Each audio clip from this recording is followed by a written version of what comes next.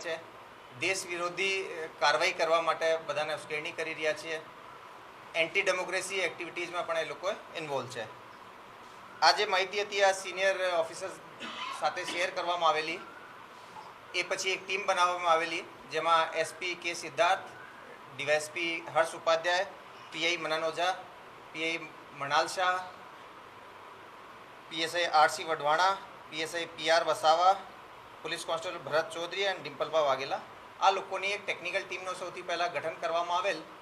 આજે 5 જ આઈડીઝ હતી, ઇન્સ્ટા આઈડી, આને રિઝોલ્વ કરવામાં આવેલ. રિઝોલ્વ કરવાથી ખબર પડી કે એમાંથી મુજાહિદીન 1 અને મુજાહિદીન 3 જે છે એ એક જ આરોપી દ્વારા એનો યુઝ કરવામાં આવતો હતો અને ટોટલ 4 આરોપીઓની આઈડેન્ટિફિકેશન થઈ શકી, જેમાં દિલ્હી ચાંદની ચોકમાં રહેતા મોહમ્મદ ફરદીન શેખ ફેક, બીજો જે છે અમદાવાદમાં રહેતો ફરદીન શેખ, માફ કરજો, જે દિલ્હીમાં રહેતા મોહમ્મદ ફેક, અમદાવાદમાં રહેતા ફરદીન શેખ, નોઈડામાં રહેતા જીશાન અલી અને આપણા મોડાસામાં રહેતા સૈફુલ્લા કુરેશી. એ જે 4 આરોપીઓ છે એ 4 જ આરોપીઓની આઈડેન્ટિફાઈ કરવામાં આવેલો. ટેકનિકલ આધારે જે છે એને થોડોક વધારે ચેક કરવામાં આવેલ અને આ જે ઇનપુટ મળ્યો હતો એની થોડી ફિઝિકલ પણ ચકાસણી કરવામાં આવેલ અને જાણવા મળે કે આ લોકો રેડિકલ એક્ટિવિટીઝમાં ઇન્વોલ્વ છે.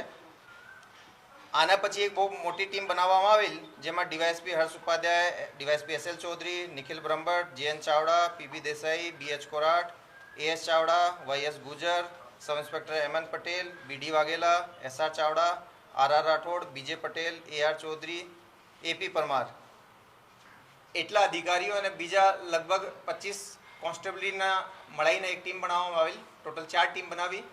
4 જ ટીમ અહેમદાબાદ, મોડાસા, દિલ્હી અને નોઈડા ખાતે મોકલવામાં આવેલી.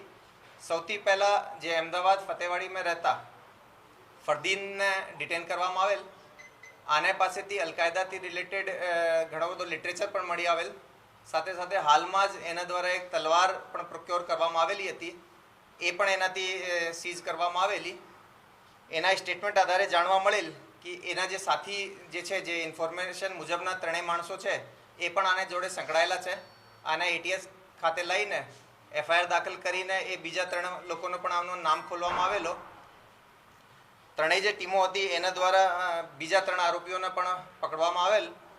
આ લોકોનો જે ઇન્સ્ટા પ્રોફાઇલ છે એને જોતા એ લોકોએ ઘણા મોટા પ્રમાણમાં રેડિકલ કન્ટેન્ટ ક્રિએટ કરતા હતા, ફોરવર્ડ કરતા હતા, શેર કરતા હતા, કોલેબ કરતા હતા અને લોકોને આ રીતની ઉશ્કેરણી કરતા હતા.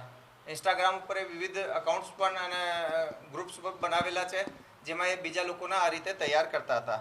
આમાં જે મુખ્ય માણસ મોહમ્મદ ફેક છે, જે દિલ્હીનો નિવાસી છે, એ પાકિસ્તાનના જે ઇન્સ્ટા અકાઉન્ટ છે જે કે આ જ ઓર્ગેનાઇઝેશન સાથે જોડાયેલા છે, આ લોકો જોડે લાઈવ કોન્ટેક્ટમાં હતો અને આ લોકોથી વિભિન્ન જે જેહાદી એક્ટિવિટીઝ માટે એ સાથે મળીને લોકો કામ